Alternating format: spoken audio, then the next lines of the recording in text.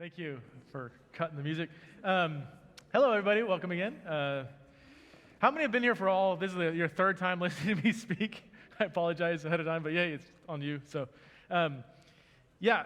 I mentioned in the last, this is kind of easy because you were all here at the last one, right? Or you should have been at least.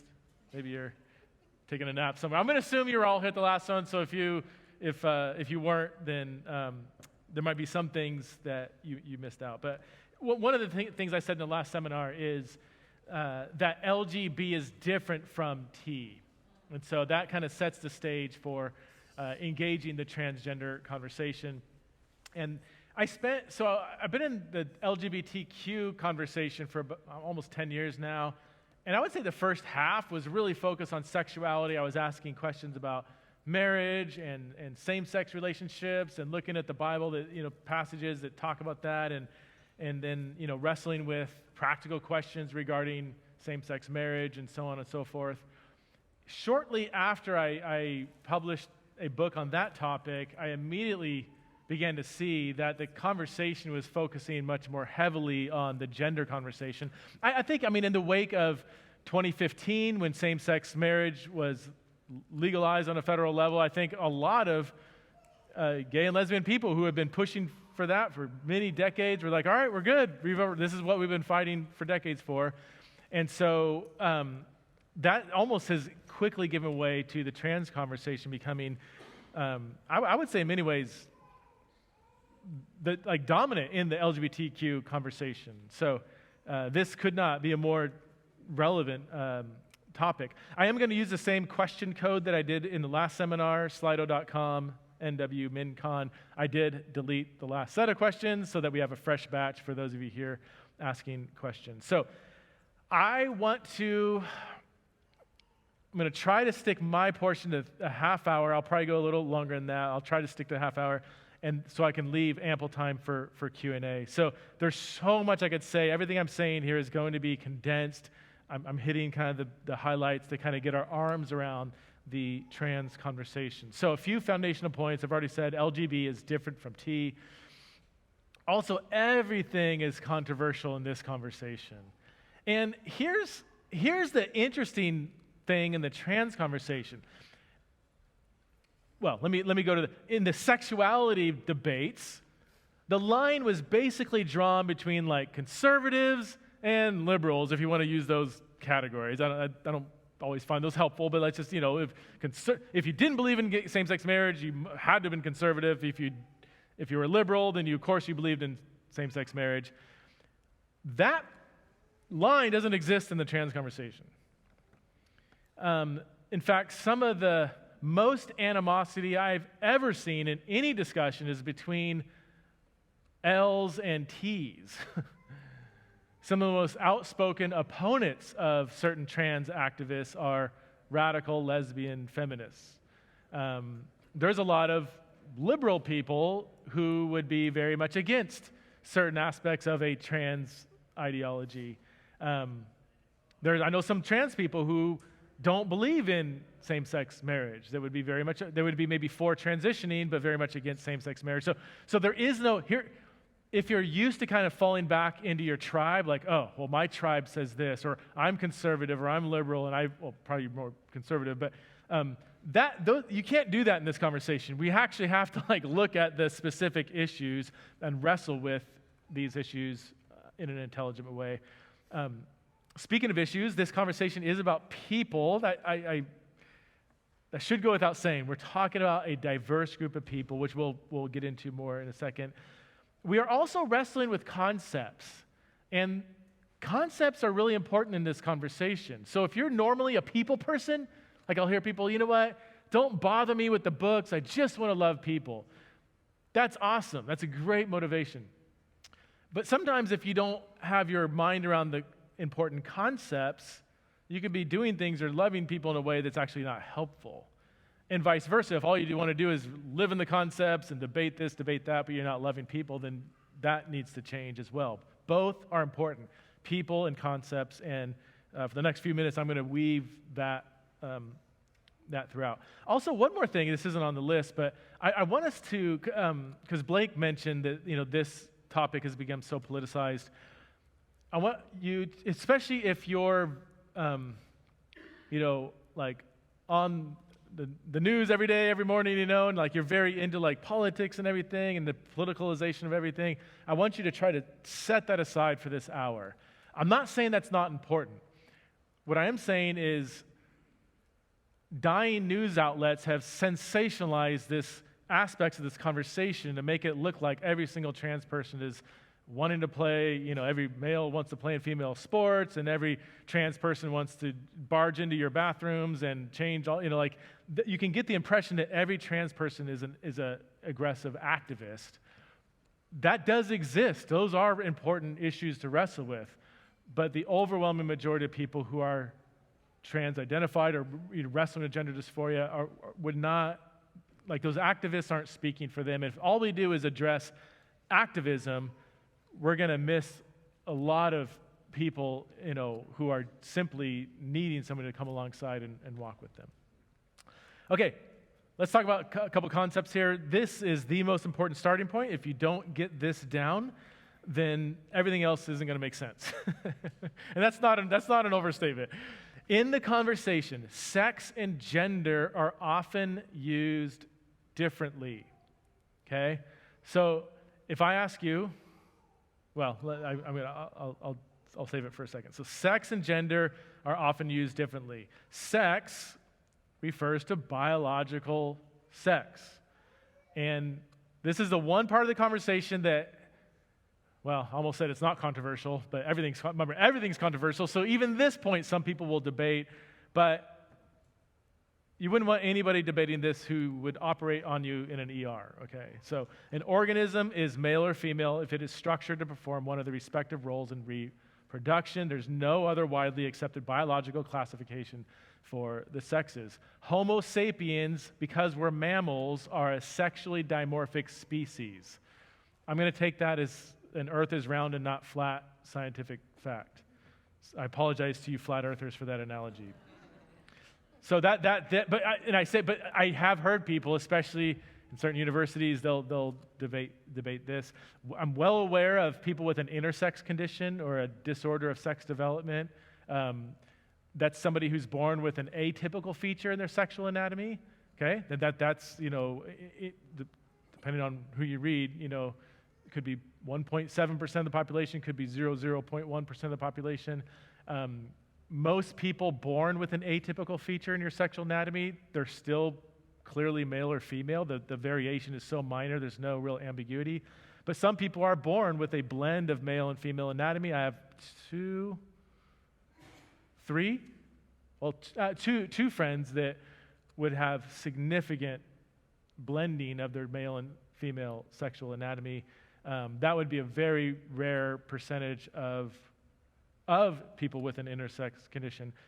If you want, I don't want to get too far off track, but even still, even given the existence of people with an intersex condition, male and female are still the only categories of biological sex, even if for some people there's some blurriness here. There is no third category of biological sex. Okay, so everything else is going to be controversial from here on out, or more controversial. Gender, when used to refer not to biological sex, typically refers to the psychological, social, and cultural aspects of being male or female. And gender, underneath gender, we can break it down into three categories. Probably the most significant for our conversation is gender identity. So gender, psychological, social, and cultural aspects of being male or female. The psychological would be the gender identity, gender role, gender expression. These kind of overlap with each other. This refers to the social and cultural aspect of being male and female. If I said, is pink a girl color or a boy color? Today, you would say, well, it's a girl color. Well, you're not talking about biological sex here. You're talking about some cultural phenomenon. In fact, 100 years ago, you know what you would have said? 100 years ago, if I said, is pink a girl color or boy color, you would all have said, well, it's obviously a boy color. 100 years ago, people put their boy kids in pink and girls in blue, and over time it's just changed because it's It's just something, it's a cultural phenomenon that has been associated with biological sex but can't be identified as something that's intrinsic to biological sex. So gender identity, this is really important, one's internal sense of being male, female, both, or neither. I'm not asking you to agree with, because you might be saying, well, wait a minute, I don't like any of this. I think all of this is just confusing. Okay, that's fair. But this is how language is being used, so it's important to at least understand how people understand language. So if I ask you, how many genders are there? Or somebody, so a kid comes to you and says, Mom, Dad, how many genders do you think there are? Don't answer that question, and do not say two. You ask them, what do you mean by gender? Because, Facebook, gives us 74 different options. Well, actually, they changed it to just it's open-ended. I think Reddit, is it Reddit? Tumblr, 132 options of gender identities. And people start freaking out. And I can understand why people are like, what world are we living in? But it's like, whoa, let's calm down. Turn the heat down. What do you mean by gender identity? If someone says, well, I'm referring to one's internal sense of who they are, why stop at 40 or 74? I mean, how many different people are there? That's probably how many internal senses of self are there. And there are some philosophers who say, yeah, there's an infinite number of gender identities. So if somebody is going to define gender identity this way, you can say that that's wrong, that's bad, that's confusing, and you may be right, but at least take the time to understand how they are using the language they are using. So this is super important to keep in mind, one's internal sense of being male, female, both, or neither. We got to get our mind around just the very term transgender, or in my writing, and you may see this, trans with an asterisk right here. This often refers to kind of the umbrella nature of all the different gender identities that could fall within the broader trans label. So you have like non-binary identities, genderqueer, gender fluid, or just non-binary. And if you work with youth or you have youth, typically youth are going to be over here. Youth are going to be way more likely to identify as like non-binary or bisexual than they would be, saying they're a trans woman or trans man or gay or lesbian. That does exist, but for youth, the in-between categories are much more prevalent. But so sometimes trans can refer to the whole thing, like any of these different gender identities. Or sometimes transgender is referring more specifically to the more binary categories. Are you confused yet? Good. All right. Let's make sure. Okay, gender dysphoria refers to the distress associated with an incongruence one might experience between their gender identity. This would point to like maybe the psychological distress, or maybe they're just don't feel like they fit in the role that society has kind of created for them, is maybe how they would put it. So, they don't fit into the masculine and feminine stereotypes. That might cause some level of dysphoria. Now, here's something super important to understand, is not everybody who identifies as trans would be diagnosed with gender dysphoria. This is a huge debate within the trans community. Older trans people are looking at the skyrocketing numbers of youth identifying as non-binary, and they're like, what is going on? According to the DSM, the Diagnostic and Statistical Manual of Mental Disorders, 0.014% were diagnosed with gender dysphoria. It's a very rare psychological condition, and it typically has affected males at about a 2-to-1, almost 3-to-1 rate, males to females. That's 2013. Now, that sex ratio has completely inverted to where now it's like 3-to-1 female to male when we're talking about younger people. And that's raised all kinds of questions. Why all of a sudden have females, teens especially, skyrocketed, and with people, why has the percentage of female teens skyrocketed who are, saying they are wrestling with gender dysphoria? And we'll get into that in a second. But there's in fact, there's a whole kind of, I hate calling it movement, like they have like a membership card or whatever, but within the trans community, there's there's more than two, but two general different perspectives. One perspective would say, you're not really trans unless you're diagnosed with gender dysphoria. This is a rare, severe psychological condition, and you need to be diagnosed to be really trans. And the other perspective is, I don't need some white guy in a doctor's coat telling me I'm trans. If I say I'm trans, I'm trans. And so they call it the self-ID perspective. And again, typically it's the older trans person who's going to say, no, you need a diagnosis, you're not really trans. Younger people are like, who are you to tell me who I am? I'll tell you who I am. So that's there's a lot of internal conflict there.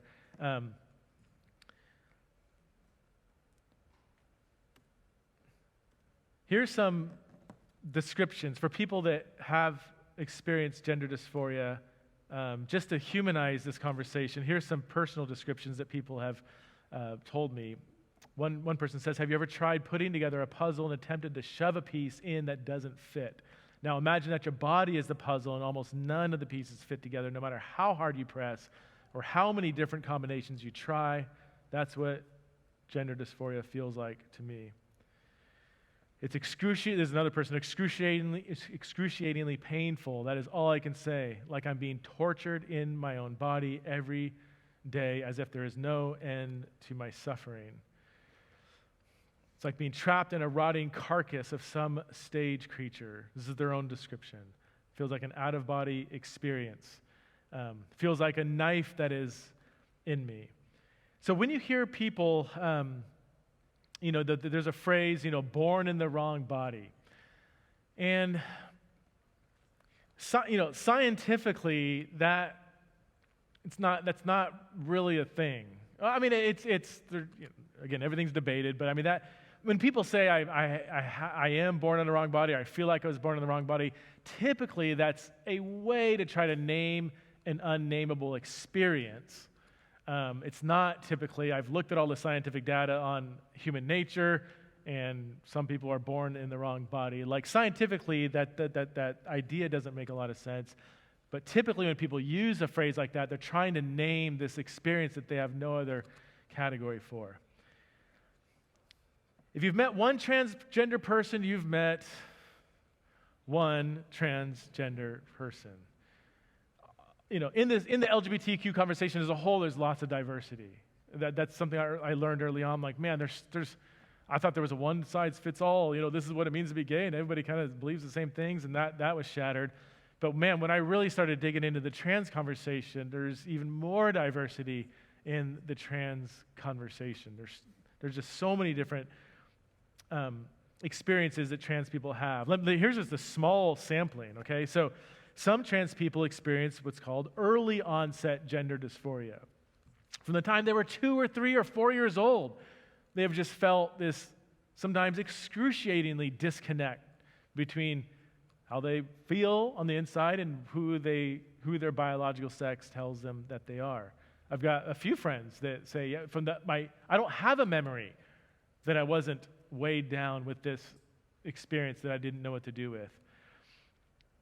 Some people don't have gender dysphoria as a young child. It kind of comes on in adolescence. And this is, I wasn't going to get into rapid onset, but let me at least mention it here. Rapid onset gender dysphoria, because I think this is probably going to be relevant to a lot of your ministries, especially in this part of the country. Rapid onset is a form of late onset gender dysphoria where, and I'm going to describe an experience, and probably most of you are going to say, oh, I know somebody who is going through that. I know a parent or whatever, where their child, typically a female, didn't show any signs of early onset gender dysphoria. Their upbringing, and gender dysphoria can be publicly identified. Like they say they are the opposite sex. They are asking to be dressed in opposite sex clothing. There's public ways of seeing this. It's not something you just keep hidden, especially as a child. And so there is a growing population of especially young teenage, or just teenage girls especially, who kind of out of nowhere have been coming out as trans, saying they're gender dysphoric.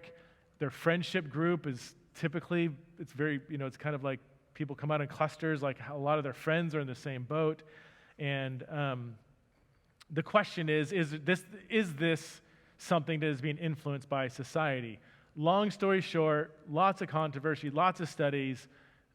The answer is from my vantage point, yes, society is playing a role in these very, very high numbers of especially female teens with no prior history of gender dysphoria coming out saying they are experiencing gender dysphoria. When I say saying they're experiencing, I'm not saying they're not. I'm saying it doesn't seem to be the same kind of gender dysphoria that we have traditionally understood as early onset. Again, some people don't have gender dysphoria. They might just identify as trans for other reasons. This category is very controversial. It's biological males who would come out as trans or identify as, or their gender dysphoria is related to almost like an erotic desire to be viewed as a woman. So they would be actually attracted to females, but not so much other females, but attracted to the idea of themselves as a female. And they're typically very masculine. So they usually come out later on in life. They're usually married to another woman, and they come out as trans, and everybody's shocked because they were in the military. They're typically in a masculine, typical profession. They're attracted to other women. They have a very masculine presentation. It's not the stereotypical, more feminine kind of appearance. And there's been lots of studies done on this. Now, it's a huge debate on how common this is. Some people say most biological males, or at least half, would fit in this category. Other people say it doesn't exist. In fact, there's some people who would say, you're just making stuff up. This doesn't exist. I know it exists because every time I talk about it, I've got another friend that comes to me and said, I've been wrestling with that for years. There's a name for that? Just had a guy last week.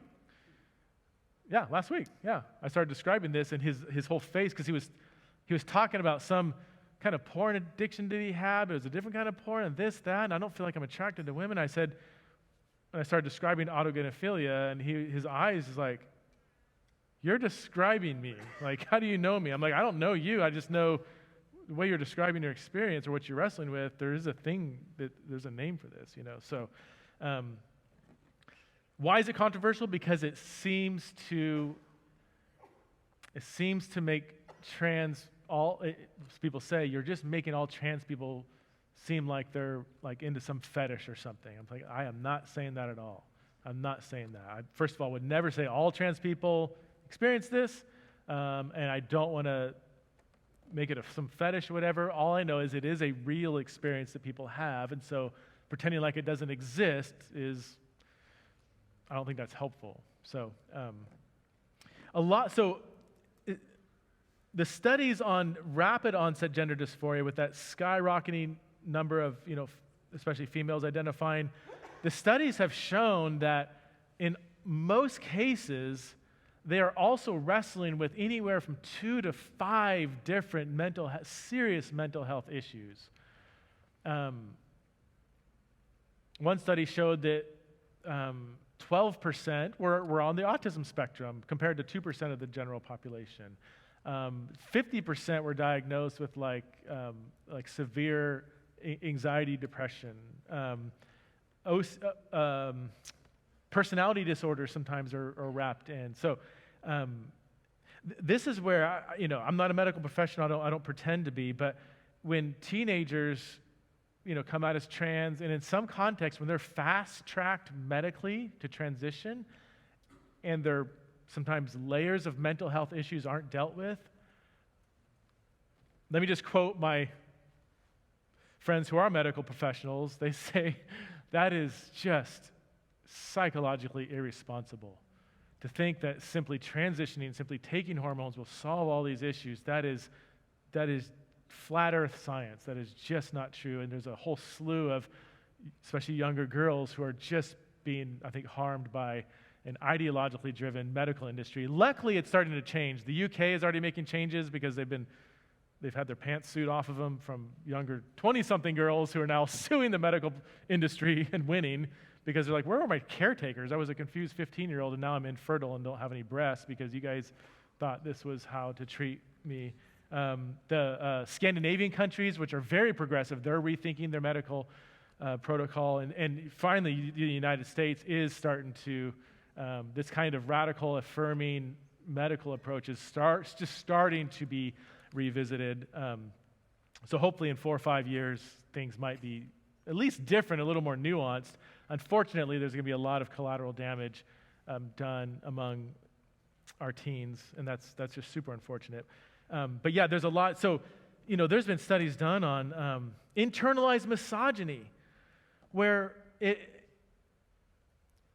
have a female who was raised in a very misogynistic household, a father that just maybe abused the mom, maybe abused the child, and just had a really low view of womanhood, so that the child internalizes that to where they believe being a female is weak, is bad, and that can cause gender dysphoria. And there's been psychologists who have kind of done a lot of clinical work where they unravel the narrative and like, oh my gosh, like you have a lot of past trauma with simply being a female, and that's led to your dysphoria, past trauma, or even homophobia, where, if you think about it, if you are attracted to the same sex, one way to, and you're horrified at that, one way to sort of change that, I guess, would be to transition to the opposite sex, and now you're no longer, at least publicly, same-sex attracted. You know what the leading country in sex reassignment operations, the leading country? Who was it? Korea. The one I'm thinking of is Iran. Korea's up there. Iran's the leading. There are one or two. They kind of keep competing. Iran, because it's illegal to be gay. Because like, you're gay, well, we just transition you, and now you're not gay anymore. Go on, and so that's just profound, like homophobia driving the whole sex reassignment surgery operation.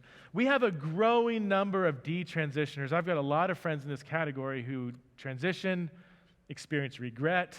Sometimes it's because they found Jesus, and now for religious reasons they don't want to maintain their transition.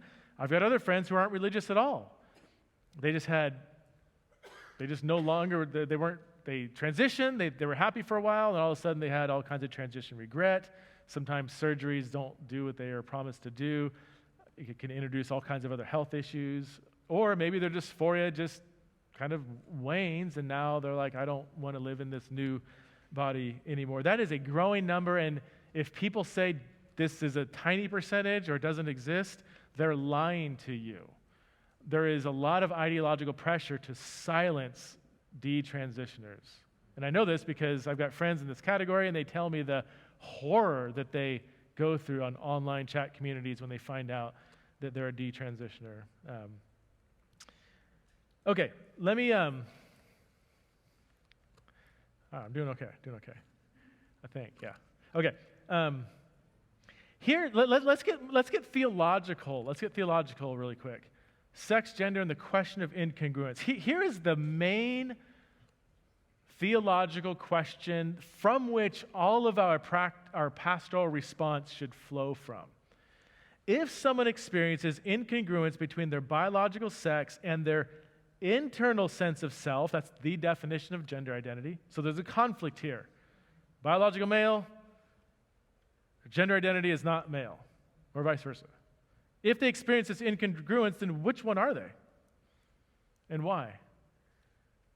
Is gender identity a more accurate description of personhood, or is your biological sex a more accurate picture of who you are? Now, some of you, most of you, probably have a really quick answer in your mind, and I have an answer too. I will say that, it took me probably 3 years at least of researching this question from a philosophical level, biblical, theological, scientific, just to make sure I'm understanding all the arguments and wrestling with everything. I didn't want to just kind of blurt out an answer. Probably one of the most challenging responses for people that say, your gender identity is a more accurate description of who you are, the best argument in favor of that view is the so-called brain sex theory. It assumes that men and women are born with different brains, and for some people, something got mixed up, and somebody was born with the brain of the different sex. And as Christians, we have this thing called the fall, which, we have a theological lens. We could even make sense of that. Like through the fall, some people are born with the brain of the opposite sex. And if that was true, it's a big if, then which one are they? If somebody took your brain, took it out of your head and put it in the body of somebody else, where are you? Did you go with the brain or are you left behind with the body? It's an interesting philosophical question. The problem is there is no such thing as male and female brains that are completely different from each other. Yes, men and women have general kind of brain tendencies and desires and interests, but they exist on a bell-shaped curve on a general level. They're not absolute. Brains don't determine whether you're male or female. Our bodies do. But at least you can at least have compassion and resonate with somebody who very much feels like they were born with the brain of the opposite sex. Like we can at very least say, man, I don't know what that would feel like, and I would love to really understand what that's like. That must be incredibly hard to live life. And every time you look at the opposite sex, and you see them behave, see them talk, see the clothes they wear, the things they play, and just feel like, I feel like that should have been me. Like for people that actually have that level of gender dysphoria, that can be a really, really difficult experience. So I do believe that your biological sex determines whether you are male or female. And people say, well, I don't know, it's just your body. Is it that big of a deal? Well, biblically, there is no such thing as, it's just your body. Like the Judeo-Christian view of human nature has a very, very high view of the body. 1 Corinthians, First and 2 Corinthians, Paul talks about that. All throughout the Old Testament, very high view of the human body. In fact, if you go all the way back to Genesis 1:27, the most significant statement in all of religious literature on human nature. That's not an overstatement, because here we see that both men and women, males and females, are created in the image of God. It's why racism is wrong. It's why slavery was wickedness. It's why misogyny is wrong. It's why, it's the foundation for a Christian worldview on human nature. Here's what's interesting, though. There's a poetic, so the way Hebrew poetry works is that concepts sometimes overlap with each other when they're repeated like this. God created humankind in his own image. He created them in the image of God. He created them male and female. There is a correlation between how we image God and our biological sex. That's kind of a big deal. We don't just embody God's image as humans. We specifically embody God's image as male and female. Sex distinction, equality and also sex distinction, is a fundamental way in which God has designed humanity to reflect him. So if there is incongruence between how one or feels they are on the inside and who their biological sex tells them they are, I do think that is a difficult result of the fall, but I think there it's the mind that would need to be that the mind is experiencing an aspect of the fall more than the body is. I think the body determines whether we are male or female. That's where I'm at. Okay, so if you're like, I'm not sure, good. Like, I want you to dig into this and really figure out where you're at. All I'm saying is that is kind of the fundamental question, because if you think biological sex determines human identity like I do, then transitioning wouldn't make sense.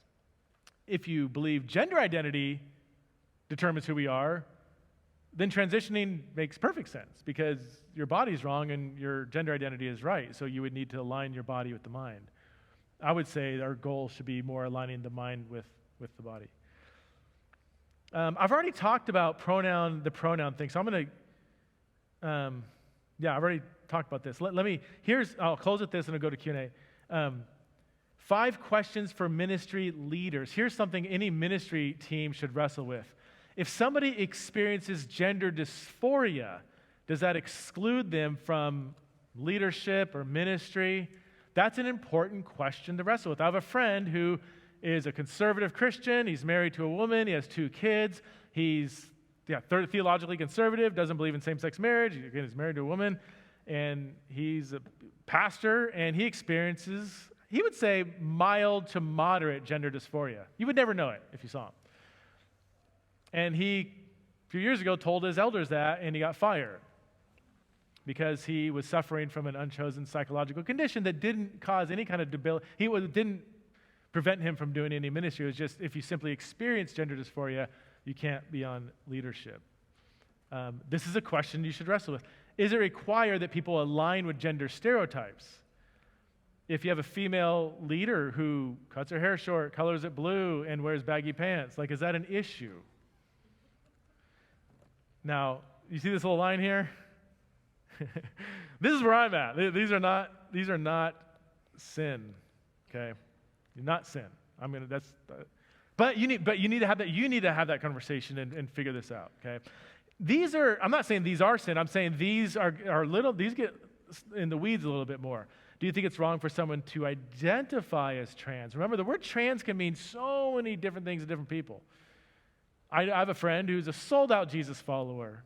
Again, theologically conservative, and she actually will call herself trans as a synonym for the fact that she experiences gender dysphoria.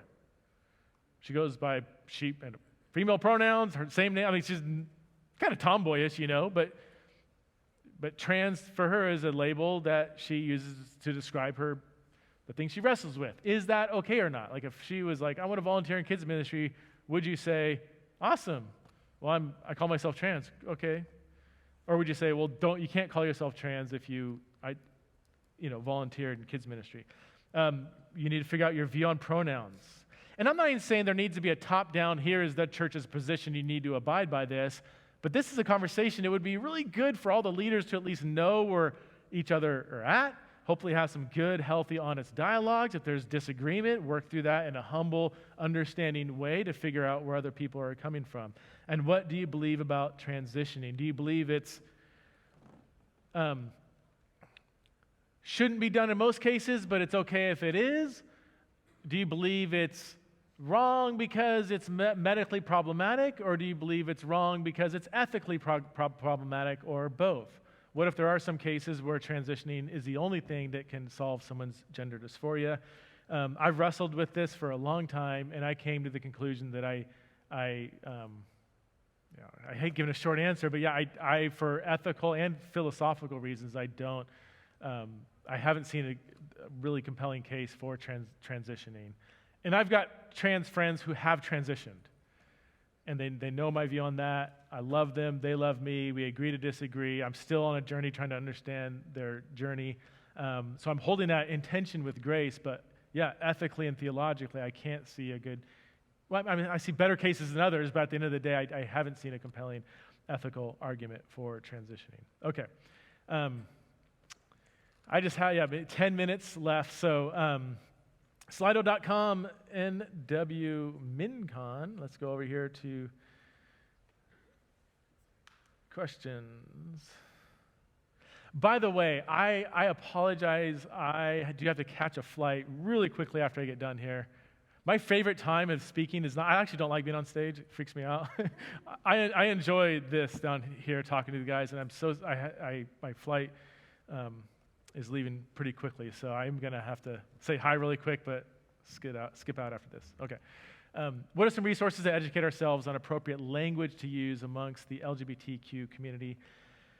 I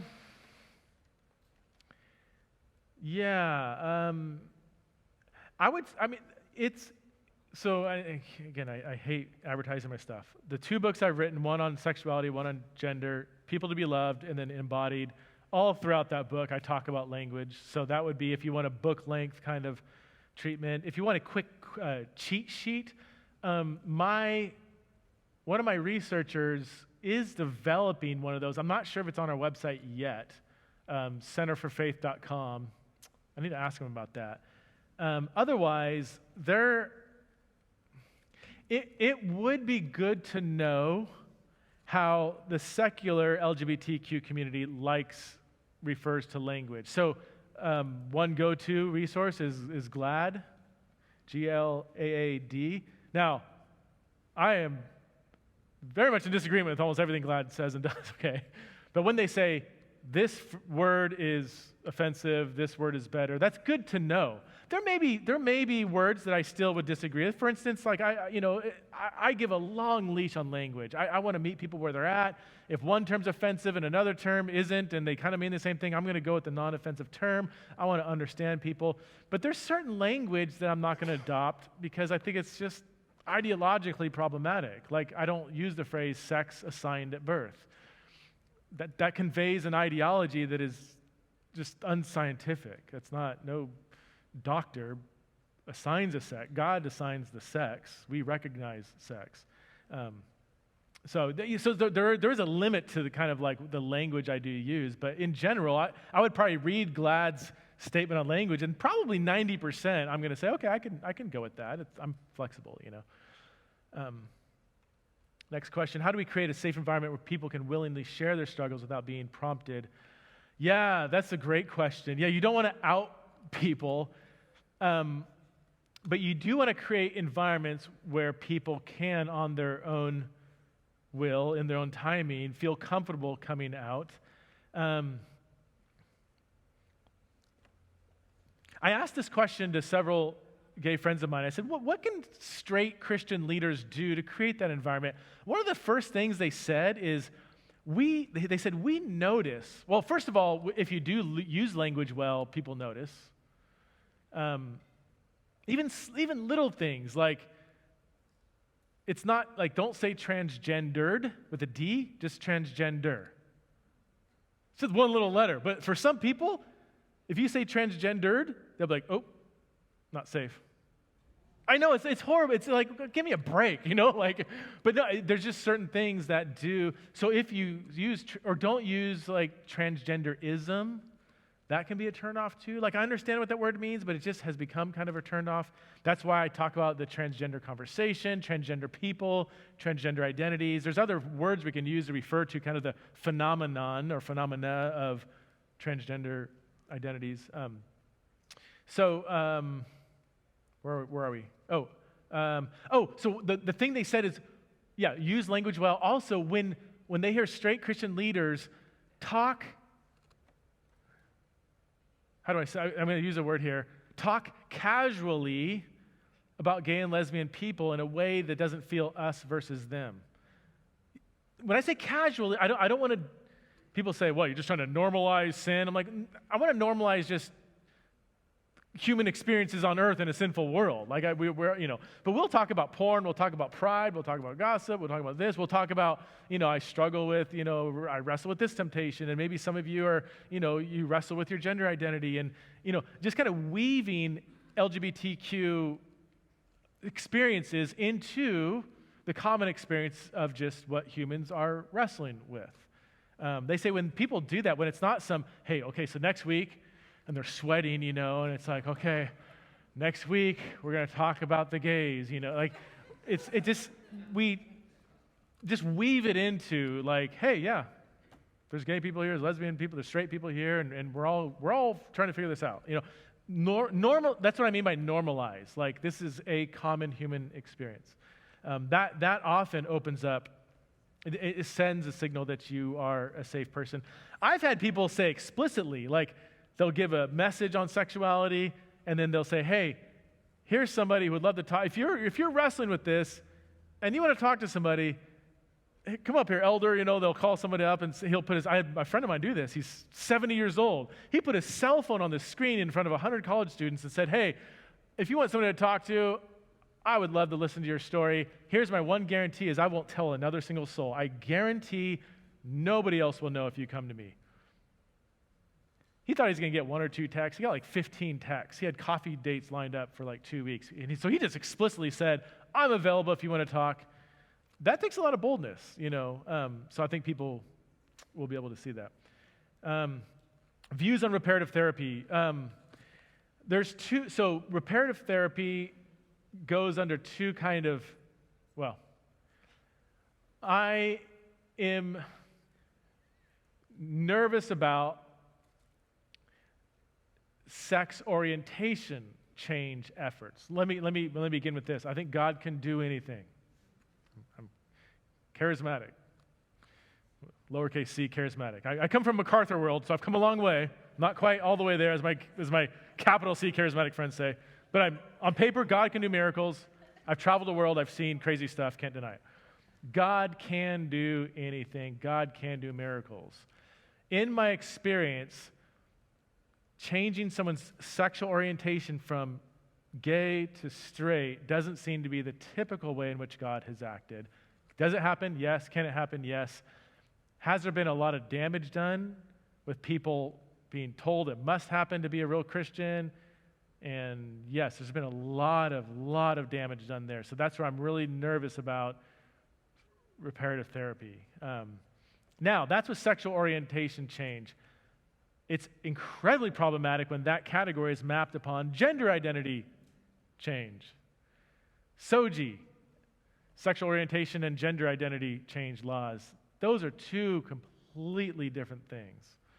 I mean, well, you shouldn't change someone's gender identity. Well, that's a weird way of saying that I want to help somebody live in their body and have a better view of their body or embrace the body that they are. Like that, up until like 2 years ago, that was always a good thing.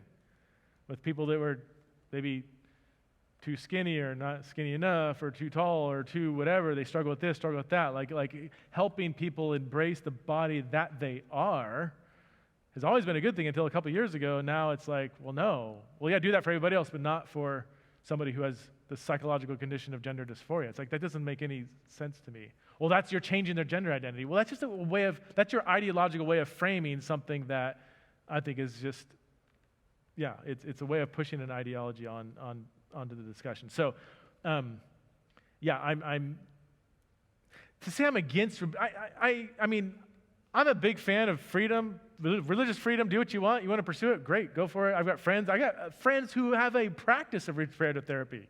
If you want to go to that, your choice. You know, what I don't like is forced reparative therapy or giving Christians the impression that you can't be faithful to Jesus unless your sexual orientation is changed. I think that's when it can become really, really destructive. But you could feel free to disagree with me. That's where I'm at. I know it's a super controversial thing. One more question, and then I think that will take us about the rest of the time. With the current dominant sexual worldview, is it unwise for me to send my children to public school? My gosh.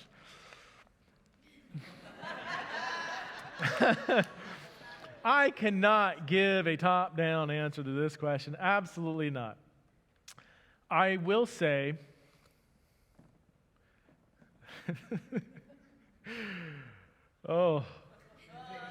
schooling children is like almost as debated as like vaccines, so I almost don't want to, yeah, see, it's getting late. I should get out of here soon before I cannibalize myself. We've put our kids through every stage.